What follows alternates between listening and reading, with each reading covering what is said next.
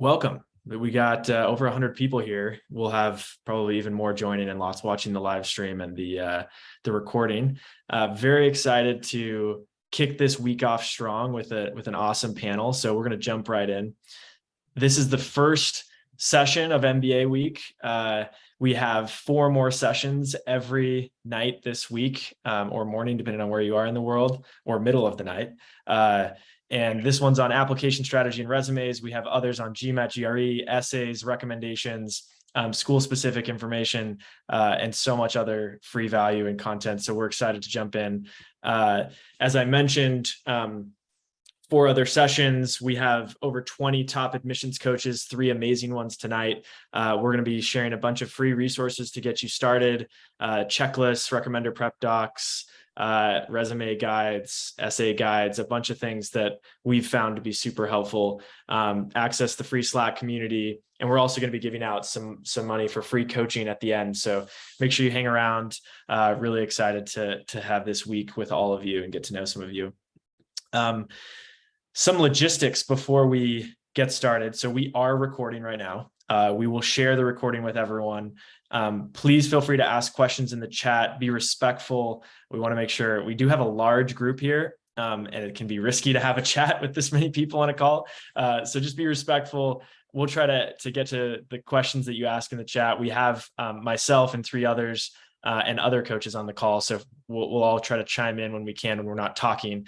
But feel free to ask your questions. Join the Slack community. And also at the end of the week, we're going to send out a feedback form. This is completely free, and we really appreciate the feedback so that we can make these better. This is just the first big event that we're hosting. We're probably going to do, we just announced today, we're going to do a consulting week in a few weeks. So this will continue to be something that we do at Leland, but we want to make sure that we do the best that we can. So sharing your feedback is super helpful for us. All right, let's jump in. We're going to start by doing just a quick welcome and introductions, do a quick overview of Leland, and then we're going to dive into the meat of the content, which is application strategy, MBA resumes, and then we'll do a final wrap up, and then we'll do breakout rooms if you have specific questions. So stay around if you want to ask specific questions to these amazing coaches. They are generously doing this for free and want to help you. So make sure you thank them, and we're just so grateful to have them. All right, so jumping in, just by way of introduction, my name is John Colliker. I'm the CEO of Leland, co-founder. My background is in product management at tech companies. So I worked at Uber, LinkedIn, and a startup called Curated, and graduated from Stanford Business School.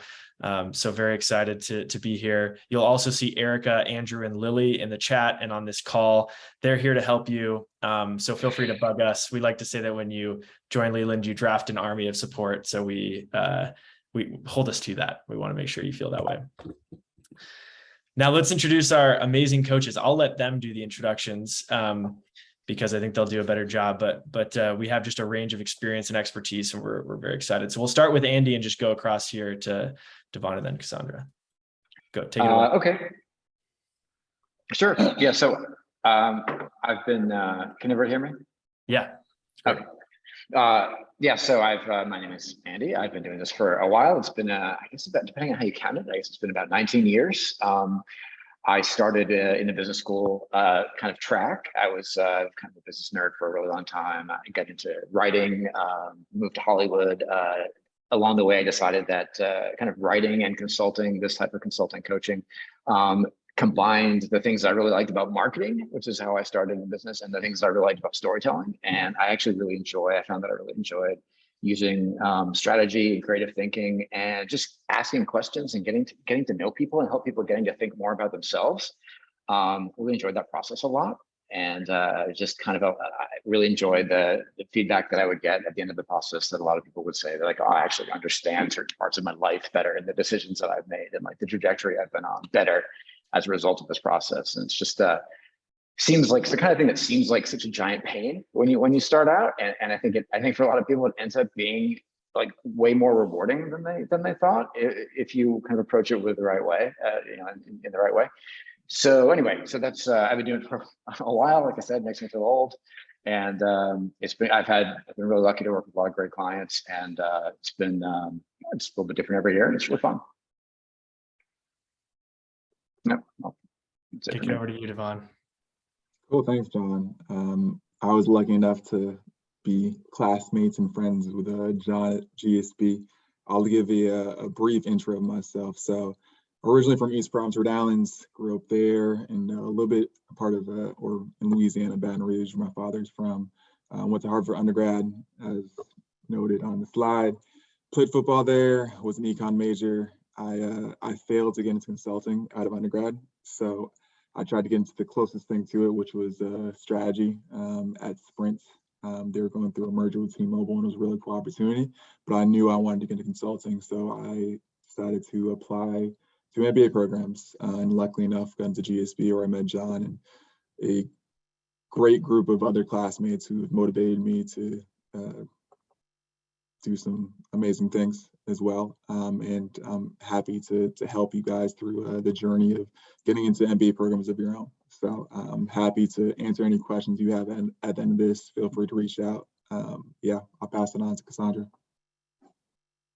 Hi, everyone. I'm Cassandra, really excited to be here with these other panelists. I born and raised in Colorado, went to the University of Colorado for undergrad. I studied econ. I actually ended up working for the federal government after school, which I think is maybe pretty non-traditional for B school. And from there, as I was applying to school, I worked with a cohort. So I was really in a group of people who were applying together, which was exciting. But also I got to help them a lot with their applications. So I got to see like consultant applications, other government people applications, like all over the board. So I like to helping people tell their stories. So excited to be here. Thanks, Cassandra. Yeah, very, very impressed with all of these people's resumes and accomplishments. Excited to have you here. Devon worked me on the basketball court for 2 years, so I'm happy to be away from him at this point from a basketball standpoint, but excited to see him again. And Andy was actually my coach when I applied to school several years back, so cool to see that circle come back full circle. All right, let's jump in. Would you mind sharing us a little bit about you? We want to know where you're coming from. Where are you from?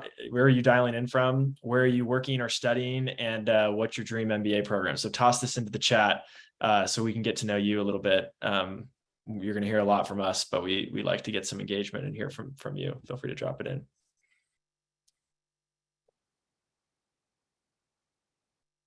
Great. We got Pennsylvania, Georgia, North Carolina, Los Angeles. We're okay. It's getting out of hand here. Mexico City, Utah, Miami, Colombia. Wow. Awesome. Home Depot finance, military. Cool. So impressive backgrounds. We'll keep those flowing through while we get going. Really cool. All over the world. Pretty special to have this group. All right, so I just wanted to run through like what Leland is. Some of you probably have used the platform, signed up, and some of you are already working with coaches, but many of you may have never heard of us or just kind of getting acquainted to what we do. Figured it'd be helpful as we jump in. So at a glance, we have we're the only MBA admissions marketplace and coaching marketplace, even outside of MBA, that exists. We have 100 MBA admissions coaches on Leland. Actually, we have more like 200, but over 100. We've raised over $5 million from top venture capital firms, have several thousand applicants in our MBA communities.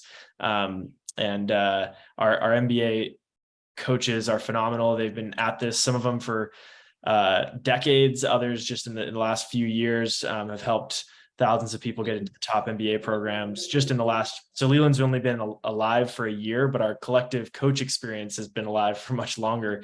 And so it's pretty cool to see that. And just coaches on Leland have helped several hundred people get into top MBA programs. So that's just kind of a quick overview. We have, as you go through the sign up process, you tell us your goal, whether that's getting into a top career path or getting into a top MBA program. You can browse different coaches or classes that fit your budget, fit your goals, and your background. We have some coaches that charge $30 an hour, others that charge several $100s an hour based on experience, and then you can book directly with them. You can also join classes on specific topics that are relevant to what your goals are. So as I mentioned, we have this coaching, we have the Slack community, which is free, and we have these small group classes. Highly recommend exploring all of these options. I think they can all be pretty powerful depending on what your goal is. It's cool to talk about it in theory, but it's pretty amazing to see it take place every day. A good example is Victor. He came to us last year around the same time, applying to Stanford. We matched him with Drake, who's an amazing MBA coach and another classmate of Devon and I's. And now is and Cassandra. And now Victor is coming to the GSB this fall, and he loves Drake. Would encourage you to go join the Go Places channel on our Slack community. It's pretty fun to just see everyone's announcements, and really, really happy for Victor. So hopefully that can be many of you. The last thing I'd share on kind of what makes our model different than a lot of the other firms that you'd see is we operate as a marketplace, like an Airbnb, like these typical marketplaces that allow that take a much smaller cut from the transaction that a typical firm would take. And so our coaches can make more while also charging much less, which means that the coaches will be much more engaged. They'll be much more affordable for you, and you can find someone that actually fits your budget. Some of our coaches are going to be more expensive, of course, that have more experience, and others are going to be much cheaper. So that's kind of just the difference in our model versus others, and encourage you to chat with as many coaches as you can to find which one is the right one for you. And we'll drop in the coaches' profiles that are on this call, Andy, Devon, and Cassandra, so that you can reach out to them if one of them speaks to you. All right, let's jump into application strategy. We have, so we'll spend 30 minutes on this, and then we'll save, on application strategy and resume, try to do 15 each, and then we'll save the last 15 for breakout rooms and any final questions. All right, so the MBA application process. It's intimidating, it's heavy, there's a lot, it's all of these things and then all of these things for each school. So there's a lot going on. Where should I even start? And I'll kick this one over to maybe Andy to start, but would just be curious how you guys would think about even starting, what you would recommend for someone that's kind of intimidated by the process, just familiarizing themselves with the process. We'll go Andy and then Cassandra. Yeah. Okay. Right. So it's like really, it's overwhelming. Even to answer the question, it's overwhelming. I would say, so I like to start. So like being really systematic, I like to start with, okay, know your audience, right? Like for any type of communication or presentation or, anything that involves other people, know your audience. So who's our audience in this case? It's a group of people at various schools with some different interests, many of the same interests, but they have certain things in common. One, they're all swamped with material. They're buried with material. They have stacks of stuff that they take home, and they read it after their kids go to bed. They're drowning in material. Number two, they've seen everything. They've seen every kind of story by now. Like they've seen the plucky graduate who's had lots of personal, obstacles, do great things. They've seen the one with international experience who's overcome culture shock. They've seen like 1,001 different kinds of stories. So in general, conceptually, there's no real new, kind of like movies, right? Like, I mean, almost every movie you see, you can kind of compare it to like a Greek play or a Shakespeare play. Like there's almost nothing new in general, like at kind of highest level concept. So where do you find differentiation, which is what you absolutely have to have in order to stand out in this process, right? Because it's also really competitive, as we know, it's like super, super competitive.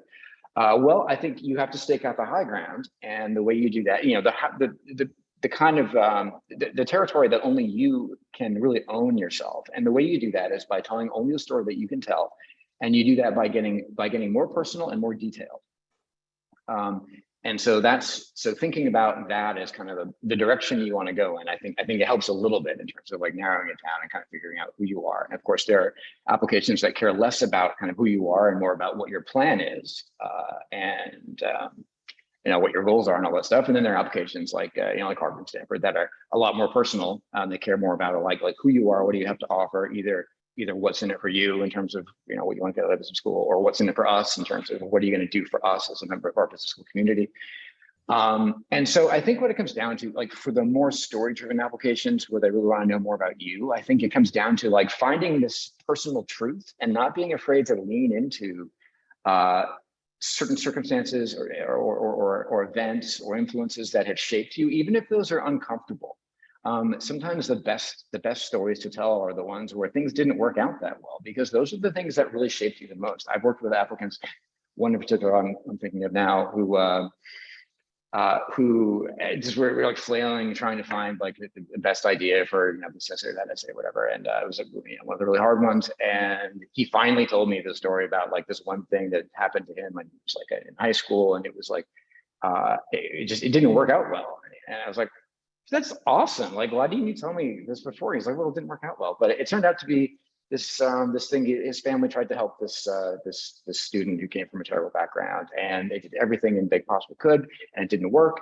But it turned out, like, to me, that read as like it shaped his whole interpersonal brand, kind of, because it's like the way that he realized by failing at this, sort of, or at least feeling that he failed, that this meant that much to him. Not being able to do it taught him how much it meant to him that this thing was so important, and how much he needed to engage with people in this way. So sometimes leaning into the thing that seems inconvenient or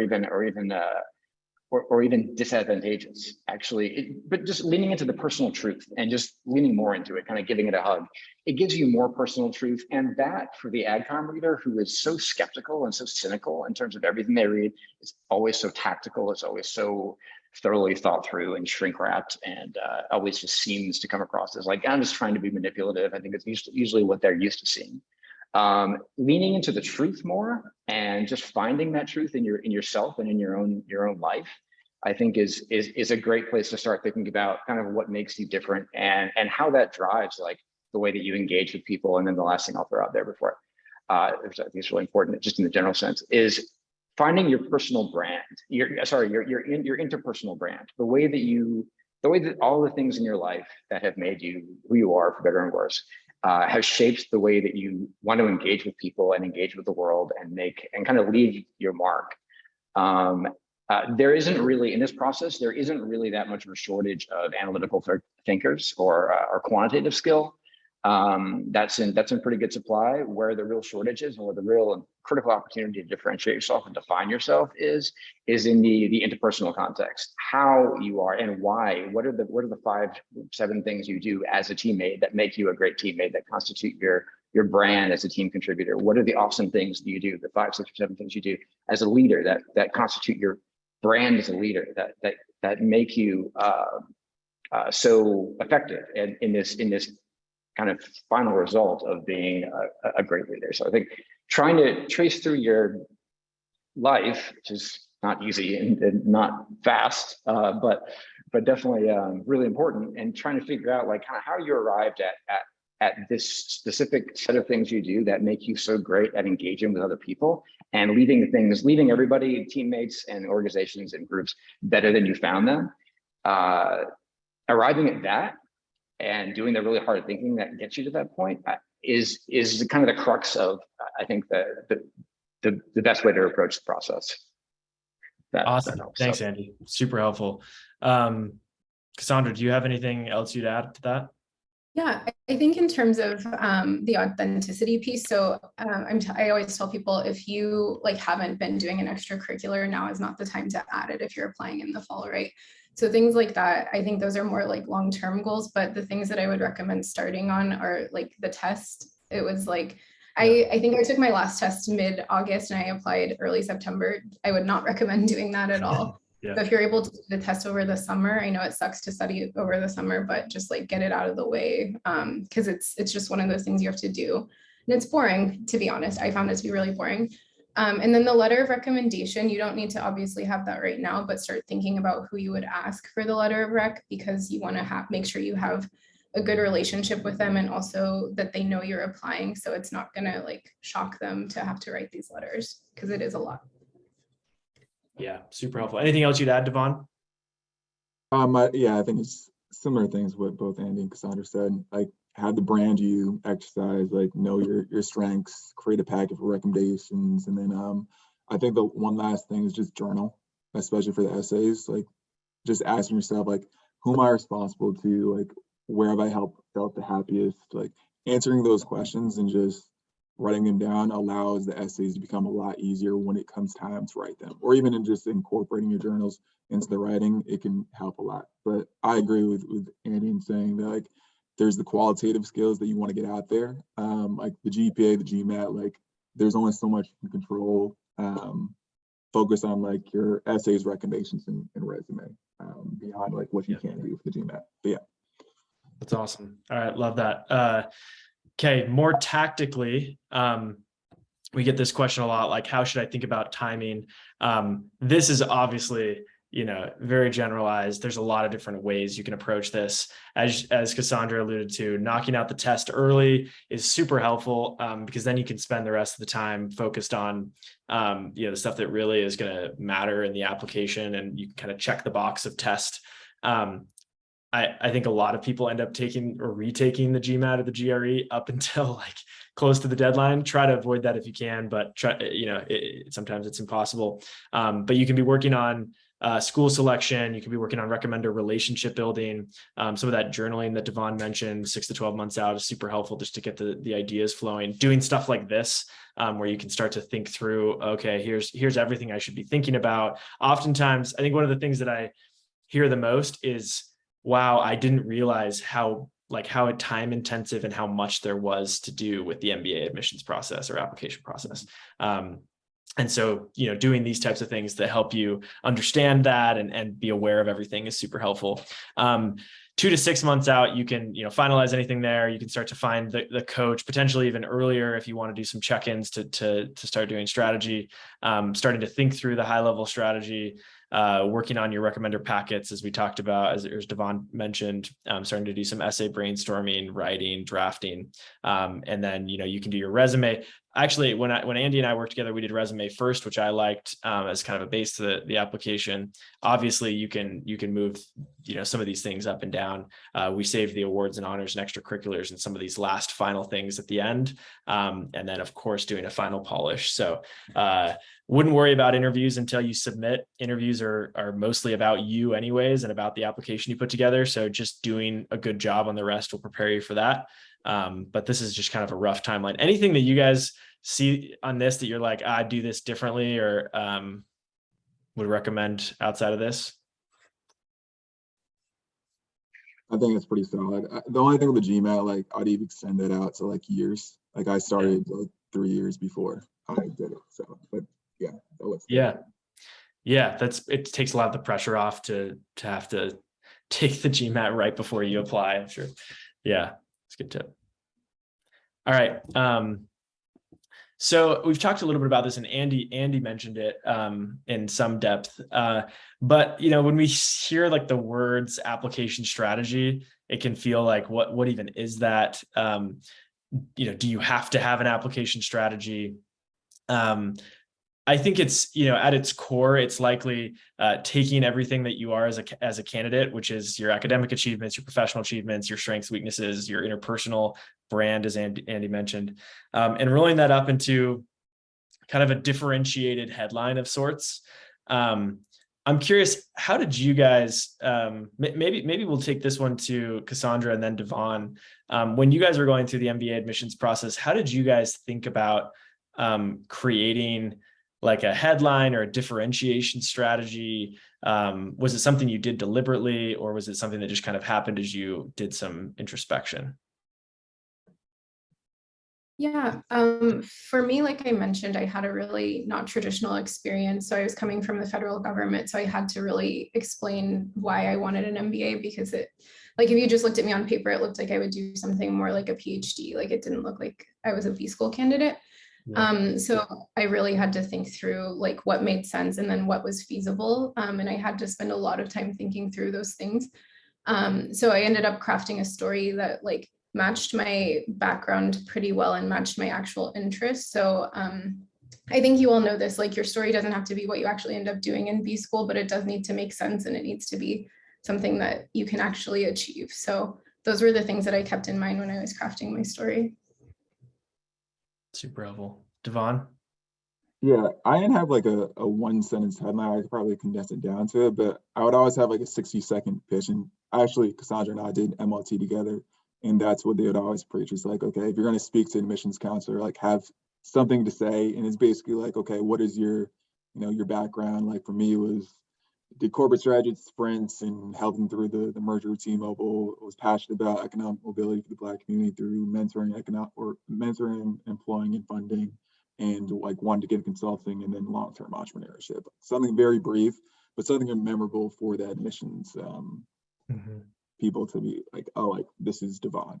So yeah, and I think everything else, like the 60-second pitch comes from all of the things you've done. Like it's the brand you exercise beforehand. That's why it's important to, do the work first and then go on. Yeah, that's great. Yeah, I think for me, I'm not sure I had a specific headline per se. I'm sure I could boil it down, but I think maybe one way to think about it is how can you, as a candidate who's applying alongside lots of other amazing candidates and generations of amazing candidates, land on the admissions committee in a way where they say, wow, if we don't accept Devon right now, we may not see someone like him ever again. Which sounds crazy, right? Because they probably like it's really hard to differentiate, but if you can think about that as the bar, that's kind of what we're getting at with the headline here is like, what is your overall differentiation strategy here? So some example, I kind of asked you guys this already, but some example headlines here could be, you're an all-American tennis player, renewable energy rock star, you've been promoted several times. Maybe you're a VC that's passionate about specific topic like ed tech or underrepresented communities.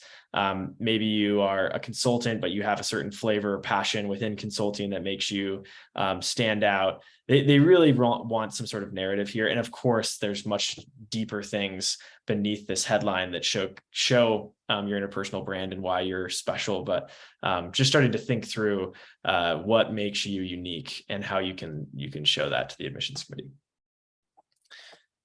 Okay. Oh, wait, I think I skipped something. Anything else on application strategy that you guys would comment on, Andy, Devon, Cassandra? I would say just to throw this out there, I think sometimes, as you mentioned, it can be helpful. It depends on like who you're working, like who's helping you. Like, is it your best pal who already went to Harvard, or is it some consultant or whatever, just your mom or dad or whatever?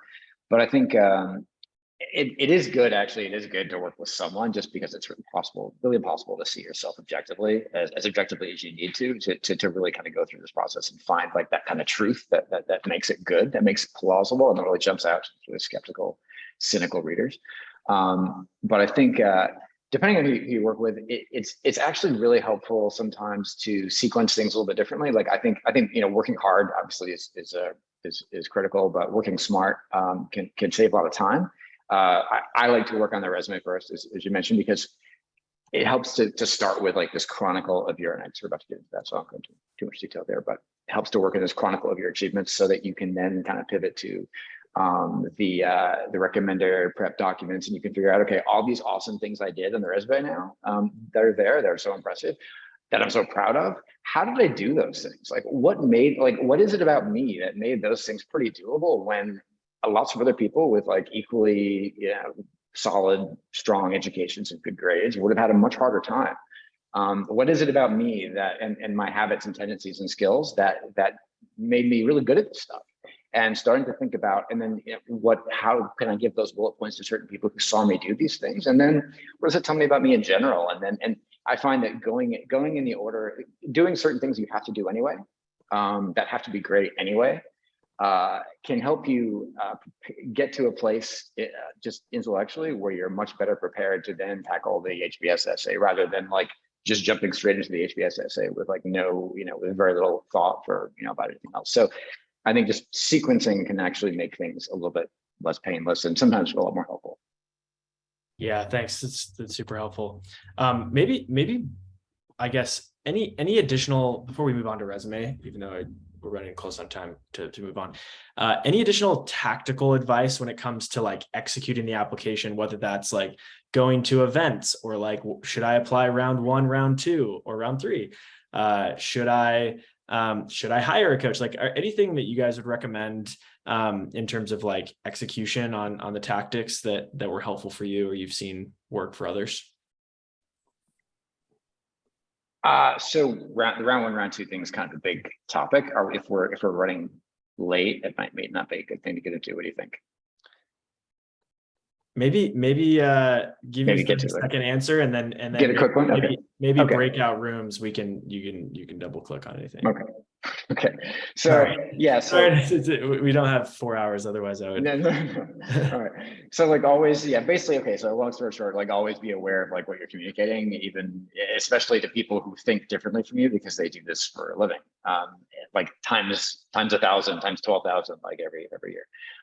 So with a round one versus round two application, you're thinking about, so you're round one, like you're really well prepared, you're really eager, you're well informed, you have all your ducks in a row and you're ready to jump right in.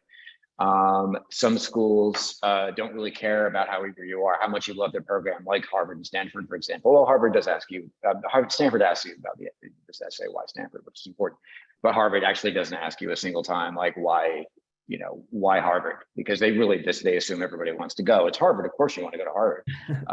So who doesn't? So they really don't, like, they're not impressed if you apply round one versus round two. Whereas other programs that are slightly less hard to get into and like a little less slightly less prestigious, but still awesome. They're way more impressed with an early application. And there's kind of this reverse seduction process that I think about. Like they're trying to sell you on their program too. And it's actually really competitive because they want their yield to be as high as possible.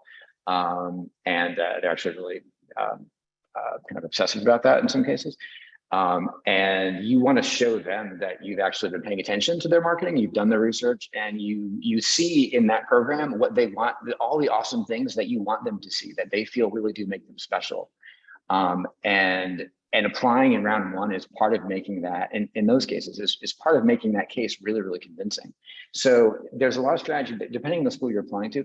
The other big thing is basically having round one applications gives you the chance to then get some results and then kind of approach round two with some actual data. Like this is how my story is being received, or maybe not so well received, and therefore I should approach round two by applying to these other schools, or maybe harder schools because I did well in round one.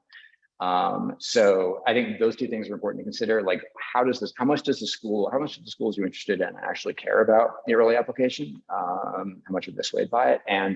And how valuable is it for you to have that first opportunity to see how your story is resonating or not resonating in round one, so that you then have round two to adjust your strategy and maybe mix up the schools you're aiming for. Yeah, it's super helpful. Cassandra, Devon, anything else you'd add? I think Devon's advice in the chat is good. Oh, sorry, I'm not. Not your fine. Great. All right, cool. I like that. Great. Okay, let's jump into the MBA resume. So, at its core, we all know what a resume is. So I want this to be helpful and additive to what you already know and already probably have on paper. I was actually surprised at how much work I did on my MBA resume versus my recruiting resume. I think most people tend to be pretty shocked by how much better it can be. So it lays the foundation for the rest of your application, highlights kind of what you've done, much more generalized or at least zoomed out than the industry specific resume that has, transactions if you're in finance, or it has like consulting engagements with very technical jargon. So really it's a chance for you to show that why the CEO of the organization you worked at would care about your work rather than just the team that you're recruiting for when you're actually recruiting. But I'm curious to ask the panel, what are the primary differences that you see between MBA resumes and regular job resumes? Maybe we'll start with Devon on this one. Sure. I thought of just like the things that I thought through when I was building out my resume, but the top three things I see as mistakes is that it's not skimmable, it doesn't include numbers, and it's just not focused enough on leadership achievements. And when I say not skimmable, like have it in black and white, don't have like a super colorful resume, like something that the admissions counselor is going to look and you're like, okay, like I can understand what this person is about in 30 seconds. Don't include any jargons. A lot of times people put like 5 or so bullets into a headline, and it doesn't include that much substance. Try to limit it to like 2 to 4 if possible. On the numbers piece, always use numbers to describe your achievements. It makes it a lot more fluid for the reader. And that's also, I would say, in professional lives. And then lastly, a lot of people just write their roles instead of either actual achievements. So instead of like saying like, oh, I, did due diligence for this company, like say like I did due diligence for this big of a company and saved this much money. That's the main things that I see as just mistakes. Yeah, that's great. Anything else, Cassandra or Andy, you guys would add on differences here? I think one difference was that I added my undergraduate leadership experience. I tried to highlight that, and then also I had volunteer experience a little. I added more color to my volunteer experience on my MBA resume. So if I had leadership roles in undergrad or in volunteering, I made sure those were included. Yeah, I like that. I think that communicates to the admissions committee. If we accept Cassandra, she's going to be involved. She's going to be she's going to contribute to the campus experience, not just be someone that extracts value. And I think that's pretty important, and would be much less important for an employer that's just hiring you for a job. Yeah, that's great. Anything else, Andy, you'd add? Yeah, so just 2 quick points. So Cassandra and Devon, 100% agree, right on. Those are all awesome points. And so just to add my 2 cents, two quick things. Generally, I think kind of echoing what Devon was saying, it's really important to kind of close the loop all the way back down to from the responsibilities and roles you had, because anyone who's ever been employed has had stuff that they're supposed to do, right? So you don't really differentiate yourself by saying I was responsible for this, or I had this to do. You actually, it's really important to trace it all the way back to, and it worked, and I did this awesome thing, and people are still using it now, even though I've been gone for 2 years. So it's really, really important to actually show that. And whenever you can end a bullet with some kind of positive outcome, whether it's a number or even not a number, if you can't attach one, or even you avoided something bad happening that would have been terrible. It's always really, really good to try to close that loop to bottom line value of the thing you were doing. And then the second thing is, I find that a lot of people tend to miss the interpersonal dimension of what they're describing. So if whatever, it kind of goes with the advice that people's moms sometimes give them, dress for the job you want, right? So if you're, the MBA is a hugely collaborative experience. So if your bullets can mostly be read as if, and imagine you being imagined as just doing all this in a room by yourself, staring at your laptop, that's a bad bullet for an MBA application. So it should always be you should be the man or woman or in the MBA website, the one who's patting people on the back and shaking hands and congratulating them on a successful team project. You need to be the one who's just engaged with people. You should be working on teams with X number of people, or leading teams with Y number of people, or collaborating with cross-functional teammates in this group and that group, and really stress it. Don't leave out the interpersonal dimension of any given slice of your job that you're describing in a bullet, because we need to be able to see that part of it is so important. It's so important to the application itself, and it should be there on your resume too. If it's left out, that's bad. Yeah, that's all great information. Also, for those asking in the chat, we have a resume template that we've seen work over and over that just simplifies a lot of this. We'll send that out, or you can access it in the Slack community. We'll just make sure you get it all. But this is super helpful. Thanks, everyone. Yeah, this is kind of just echoing a lot of the things that we've already talked about, but the first one is, as mentioned, what you were responsible for, not what you actually drove from an impact perspective. The second one is just vague and why did you do that? Why did the CEO or why did the managing partner care about what you did? The third one is exaggerated, but it's just, there's tons of acronyms and bullet and just words that no one will ever understand or care about. It's very specific. And then I think the last one, and there's probably some buckets, which is why it's kind of nice to work with a coach that maybe comes from your same background. But there are certain, common mistakes that engineers make, or that finance people make, or that consultants make. This last one being, how's the workout? Oh, we got to go out. Someone's not on mute. Can we? All right, we're gonna mute someone. All right, asking about the workout. So the last one is for engineers when they are, using technical jargon or building things. Why does it matter? What is kind of the overall? Why does the CEO care about the bullet that you put? Okay, the last thing. This is the last question, and then we'll do probably 10 minutes of breakout rooms for any specific questions you guys have. What did the best MBA resumes accomplish? Any final thoughts, Andy, Devon, Cassandra?